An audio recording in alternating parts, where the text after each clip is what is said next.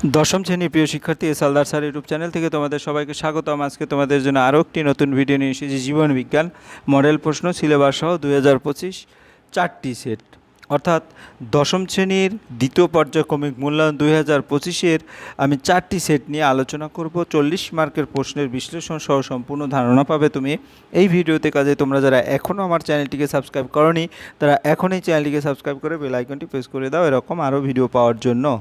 হ্যাঁ, তাহলে জীবন বিজ্ঞান পূর্ণমান 40, সময় থাকবে 80 মিনিট। তোমরা যদি একটু সিলেবাস দেখো তাহলে দেখতে পাবে জীবনের প্রবাহমানতা, জনন, সপুষ্পক উদ্ভিদের যৌন জনন, বৃদ্ধি ও বিকাশ, বংশগতি ও কয়েকটি সাধারণ জিনগত রোগ, অভিব্যক্তি, অভিযোজন। ঠিক আছে, আর তোমাদের পরীক্ষাটা হবে কিন্তু আগস্ট মাস, মানে এখন চলছে।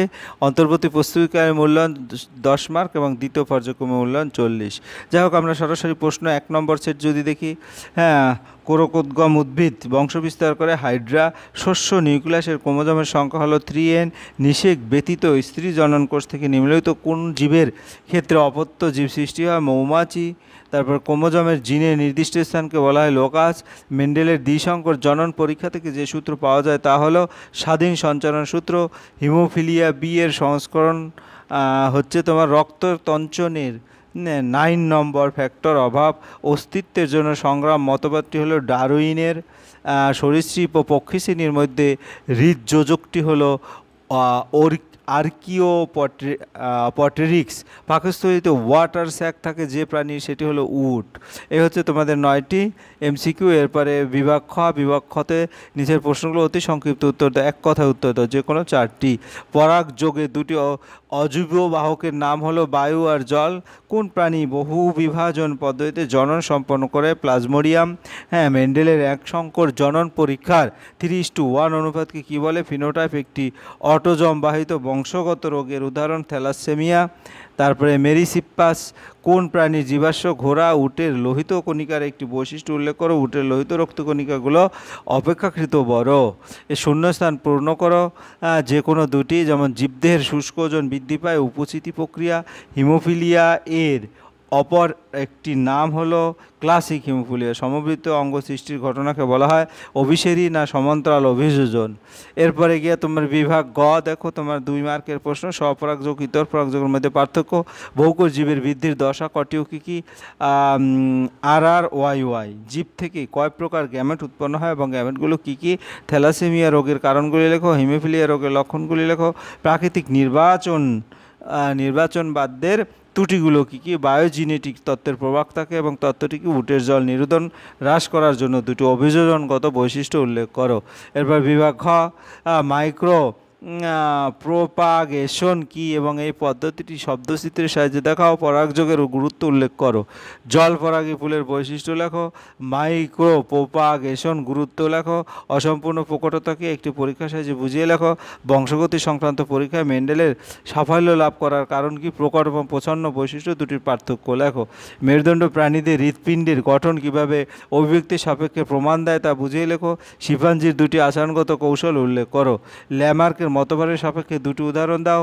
পায়রার উড্ডয়নের পালক ও বায়ুথলির ভূমিকা কী? এরপর আমরা 2 নং সেট দেখব। মানবদেহের অটোজমের সংখ্যা হলো 44টি। মাইটোসিস কোষ বিভাজনে কোন দশায় বেম গঠিত হয়? মেটাফেজ দশা। মানুষের ক্ষেত্রে নিম্নলিখিতগুলির মধ্যে কোনটি একজন স্বাভাবিক পুরুষের ক্ষেত্রে প্রযোজ্য? হ্যাঁ, 44A + XY। নিচের কোন জোড়টি সঠিক? কোরকোদম ইস্ট। তারপর মটর গাছের নিম্নলিখিত বৈশিষ্ট্যর মধ্যে প্রচ্ছন্ন বৈশিষ্ট্য হলো কুঞ্চিত বীজ। তারপরে হচ্ছে একটি সংকর দীর্ঘ এবং একটি বিশুদ্ধ খর্ব। মটর গাছের পরাগমিলন যে বীজ পাওয়া যায় তা থেকে উৎপন্ন মটর গাছগুলোর পর্ব 50% দীর্ঘ এবং 50% খর্ব। সমবৃত্ত অঙ্গের বৈশিষ্ট্যগুলো উৎপত্তিগতভাবে ভিন্ন কিন্তু কাজ একই। ঘোড়ার প্রাচীনতম আদি পুরুষের নাম হচ্ছে হিপ্পাস। পৃথিবীতে প্রাণ সৃষ্টির সময় পরিবেশের যে গ্যাসটি অনুপস্থিত ছিল সেটা হচ্ছে অক্সিজেন। হ্যাঁ, এক কথায় প্রকাশ। কোন প্রকার কোষ বিভাজনে বেম বা স্পিন্ডল হয় না? অ্যামাইটোসিস। কোন ক্ষারমূলক ডিএনএতে কিন্তু আরএনএ থাকে না? থাইমিন। একটি অটোজম বাহিত বংশগত রোগের নাম কি? থ্যালাসেমিয়া। তারপর মেন্ডেলের দ্বিসংকর জনন পরীক্ষায় F2 জনি প্রাপ্ত ফিনোটাইপের অনুপাত কত? 9:3:3:1। প্রাকৃতিক নির্বাচন মতবাদের প্রবক্তা চার্লস ডারউইন। শূন্যস্থান পূরণ করো যে কোনো দুটি। অ্যাডেনিন একটি পিউরিন জাতীয় নাইট্রোজেন যুক্ত ক্ষারক। কোনো জীবের বৈশিষ্ট্যের বাহ্যিক প্রকাশকে ওই জীবের ফিনোটাইপ বলা হয়। উটের লোহিত কণিকায় নিউক্লিয়াস থাকে না। তারপরে 3 নম্বরের প্রশ্ন, 5-2 করে প্রতিটায় মার্ক। ক্রোমাটিন এবং হেটেরোক্রোমাটিনের পার্থক্য লেখো, অথবা ডিএনএ আরএনএর পার্থক্য। মাইক্রোপ্রোপাগেশন কিভাবে সম্পন্ন করা হয়, অথবা ক্রোশ চক্রের একটি গুরুত্ব লেখো। প্রকট বৈশিষ্ট্য, প্রচ্ছন্ন বৈশিষ্ট্য, ফিনোটাইপ, জিনোটাইপ কাকে বলে, অথবা থ্যালাসিমিয়া রোগে জেনেটিক কাউন্সিলের গুরুত্ব কী। হট ডাইলুইট স্যুপ এবং কোয়াসেরভেট কি। ঘোড়ার বিবর্তনের 4টি গুরুত্বপূর্ণ বৈশিষ্ট্য লেখো যা পরিবর্তিত হয়েছে। জলজ অভিযোজনের রুই মাছের পটকা এবং পায়রার অভিযোজনের বায়ুথলির ভূমিকা লেখো, অথবা সুন্দরী গাছ এবং শিম্পাঞ্জির 2টি অভিযোজনগত বৈশিষ্ট্য লেখো। তারপরে নিচের প্রশ্নগুলো সংক্ষিপ্ত উত্তর দাও। 3 মার্ক করে প্রশ্ন। ক্রোমোজোম, ডিএনএ এবং জিনের আন্তঃসম্পর্ক কি উল্লেখ করো। ক্রোমোজোমের রাসায়নিক উপাদান ছকের সাহায্যে সংক্ষেপে আলোচনা করো। যৌনক্রম কাকে বলে। ফানের যৌনক্রম সংক্ষেপে ছকের সাহায্যে দেখাও। মেন্ডেল তার সংকরায়ন পরীক্ষার জন্য মটর গাছ কেন নির্বাচন করেছিলে। সংকরায়ন পরীক্ষায় মেন্ডেলের সাফল্য লাভের কারণ কি। একটি সংকর কালো গিনিপিগের সাথে একটি বিশুদ্ধ সাদা গিনিপিগের মিলন ঘটলে যে ধরনের আপত্য গিনিপিগ উৎপন্ন হতে পারে তা একটি চেকার বোর্ডের সাহায্যে দেখাও। মেন্ডেলের পৃথকীকরণ সূত্রটি বিবৃতি করো।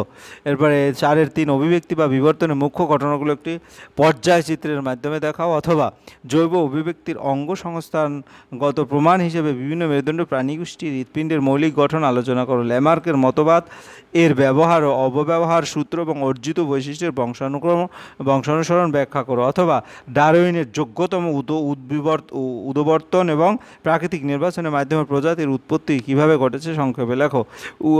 উটের অভিযোজন আরবিসি এর ভূমিকা কি। অতিরিক্ত জলের চাহিদা পূরণের জন্য উটের 2টি শরীরবৃত্ত অভিযোজন লেখো। শ্রমিক মৌমাছির খাদ্য উৎসের সন্ধান ও মৌচাক থেকে খাদ্য উৎসের দূরত্ব বোঝার পর মৌচাকে কিরূপ আচরণ প্রদর্শন করে তা সবিস্তারে উল্লেখ করো। এরপরে আমার 3 নং সেট, বহু বন্ধনীর মধ্যে থাকা সঠিক উত্তরটি নির্বাচন করো। যে কোনো 5টি বহু উদাহরণ দেখা যায়, এরকম করে জোর কলম করা যায়। জল পরাগে ফুল হলো। তারপরে এর ড্যাশকে সুপ্রজনন বিদ্যার জনক বলা হয়। ক্যাকটাসের কণ্টক এক প্রকার জননের ফিনোটাইপ অনুপাত হলো এবং আধুনিক ঘোড়ার আদি পূর্বপুরুষ হলো। এরপরে একটি সম্পূর্ণ বাক্য উত্তর লেখো। এখানে কিন্তু 10টি প্রশ্নের উত্তর তোমাদের দিতে হবে, এরকম করে 12টি প্রশ্ন আছে। তারপরে যে কোনো 5টি প্রশ্নের উত্তর দাও। চার্লস ডারউইনের লিখিত একটি বিখ্যাত বইয়ের নাম, এরকম করে কিন্তু টোটাল 8টি প্রশ্ন আছে। এবং বিভাগ ঘতে 5 নম্বরের প্রশ্ন, 3টি প্রশ্নের উত্তর দিতে হবে। অঙ্গযোজনন কাকে বলে। উদাহরণ সাহায্যে সহযোগে বিভিন্ন প্রকারের অঙ্গযোজনের বর্ণনা। স্বাধীন সঞ্চালন সূত্রটি লিখো। মেন্ডেলের একসংকর জননের পরীক্ষা উদাহরণ সহ বুঝাও। জীবাশ্ম কাকে বলে। জীবাশ্ম কীভাবে জৈব বিবর্তনকে সমর্থন করে তা একটি উদাহরণ সহ বুঝিয়ে দাও। নিষেক কি। নিষেক পদ্ধতি সহ নতুন উদ্ভিদ গঠন সম্পর্কে আলোচনা করো। অজৈন এবং জৈন জননের 2টি পার্থক্য লক্ষ্যে ইতর পরাগযোগের সুবিধা অসুবিধাগুলি উল্লেখ করো। এরপর আমরা 4 নম্বর সেট যদি দেখি, এখানেও কিন্তু প্রশ্ন দেখো। এখানে টোটালি প্রতিটি প্রশ্নের সঠিক উত্তরটি নির্বাচন করো, তার ক্রমিক সংখ্যা সহ বাক্যটি সম্পূর্ণ করে লেখো। এখানে 9টি প্রশ্ন আছে, তোমরা সিরিয়ালি 1-2 যৌন জনন একক হলো, এরকম করে উটের লোহিত রক্তকণিকা, তারপর অজৈব পদার্থ থেকে, তারপরে থ্যালাসিয়াম রোগীদের দেহে যে ধাতু জমা হয় সেটি হলো। এরপরে এরকম করে 9টি প্রশ্ন আছে। আশা করি তোমরা যদি 4টি সেটের 9টি প্রশ্ন দেখো, অনেক প্রশ্নই কিন্তু রিপিট হচ্ছে, অর্থাৎ ওই প্রশ্নগুলো অনেক ইম্পর্ট্যান্ট। 2 নম্বরে নিচের 9টি প্রশ্ন থেকে যে কোনো 6টি প্রশ্নের উত্তর দাও। 2-1, 2-2, 2-3, 2-4। মটর গাছের সাদা রং ফুল হলো প্রকট বৈশিষ্ট্যের একটু উদাহরণ। যাই হোক, এরকম করে তোমাদের 2-7, 2-এর একটি শব্দে বা একটি বাক্যে উত্তর দাও। 2-8, 2-9 এরকম করে আছে। এরপর বিভাগ গ, নিচের 8টি প্রশ্ন থেকে যে কোনো 5টি প্রশ্নের উত্তর দাও।